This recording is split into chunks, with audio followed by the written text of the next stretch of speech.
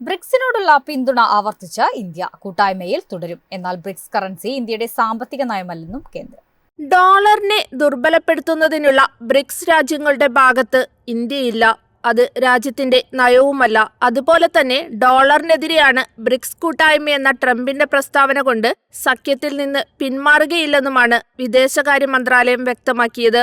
ബ്രിക്സിന്റെ സ്ഥാപക അംഗമാണ് ഇന്ത്യ. കൂട്ടായ്മയിലൂടെ ബഹുമുഖ സഹകരണം ശക്തിപ്പെടുത്തുന്നതിലാണ് ഇന്ത്യ ശ്രമിക്കുന്നത്. അത് തുടരുമെന്നും മന്ത്രി ലോക്സഭയിൽ പറഞ്ഞു. അമേരിക്കൻ ഡോളറിനെതിരെ പുതിയ കറൻസി ഇറക്കാൻ ബ്രിക്സ് രാജ്യങ്ങൾ തയ്യാറായാൽ 100% തീരുവ ചുമത്തുമെന്ന ഭീഷണി ഉയർത്തിയിരുന്നു. US ഡോളറിന്റെ ആധിപത്യം കുറയ്ക്കാൻ ബ്രിക്സ് കറൻസി രൂപീകരിക്കണമെന്ന് ബ്രസീലും റഷ്യയും ആവശ്യപ്പെട്ടിരുന്നു. എന്നാൽ രാജ്യങ്ങൾക്കിടയിലെ അഭിപ്രായ വ്യത്യാസത്തെ തുടർന്ന് ചർച്ചകൾ മന്ദഗതിയിലാവുകയായിരുന്നു.